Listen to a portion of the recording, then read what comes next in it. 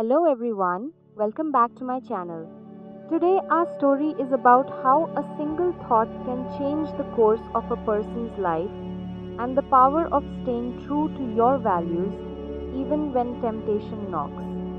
A long time ago, in a peaceful kingdom nestled between rolling hills and lush forests, lived a young man named Kiran. Orphaned at a young age, Kiran grew up in the humble village of Dharmapur.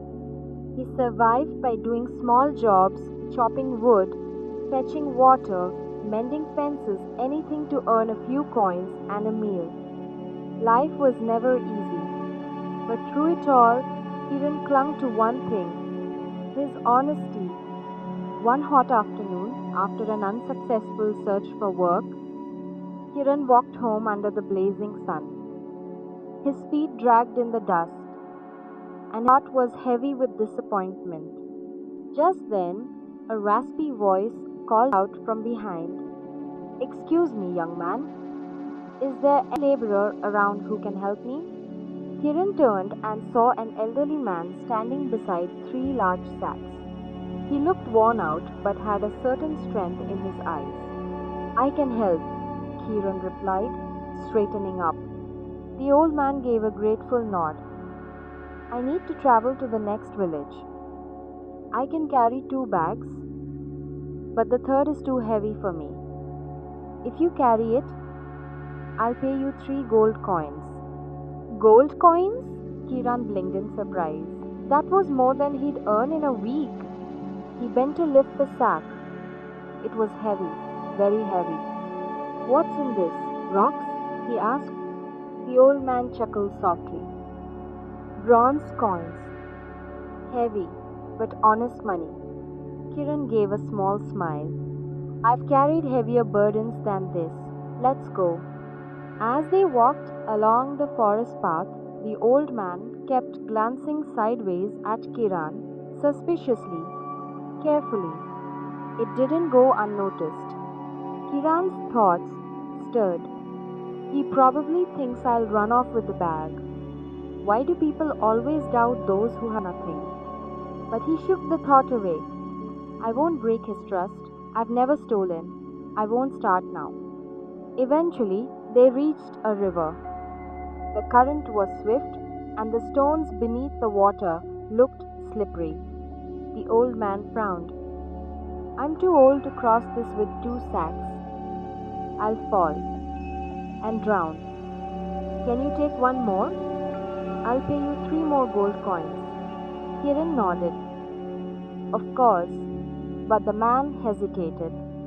"This one has silver coins. Promise me you won't run."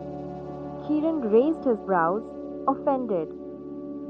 "Sir, I told you I'm not a thief. I work with my hands, not tricks. My honesty is all I've ever had." Reluctantly, the man handed over the second bag.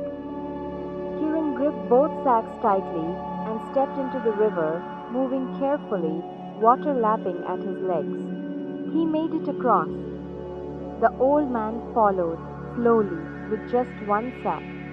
They continued until they reached the base of a steep hill. The sun was now beginning to dip.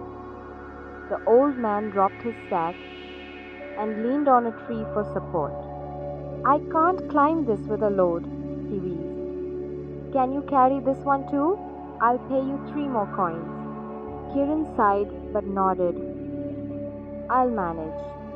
But again, the old man looked unsure.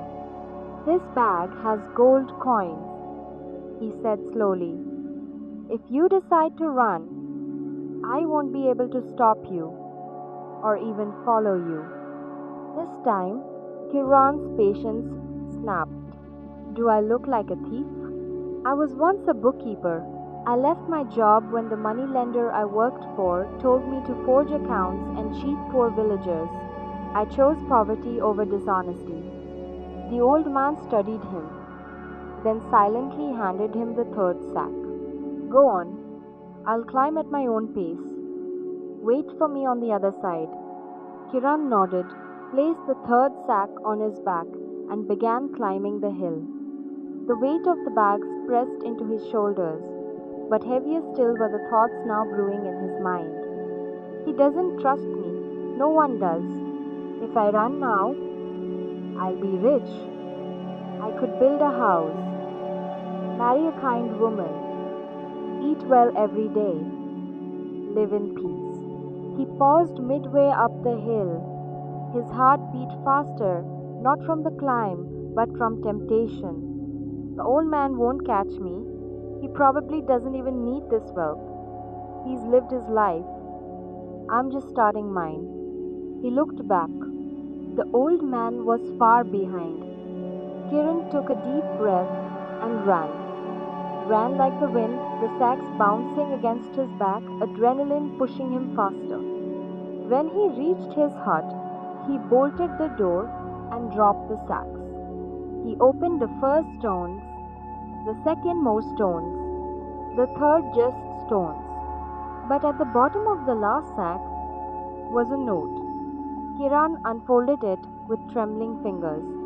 The message read, I am King Virendra, ruler of this land.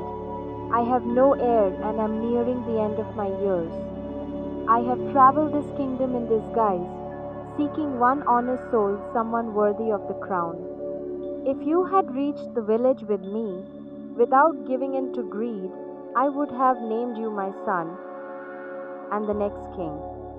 But your thoughts chose a different path. Kiran dropped the letter. His knees buckled.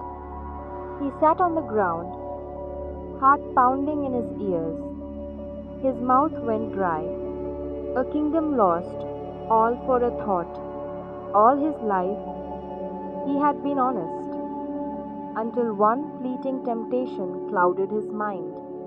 That night, Kiran sat in darkness, haunted not by poverty, but by regret. It wasn't the weight of the sacks that broke him. It was the weight of a thought. Our greatest battles are fought not in the world, but within our minds. A single unguarded thought can shift everything. Our principles, our choices, our very future. Every action begins as a thought. Thoughts become words. Words become actions. Actions shape habits. And habits carve destiny. So the next time a negative thought appears, pause. Observe it. Don't react. Let it pass. Because sometimes the cost of a thought is everything.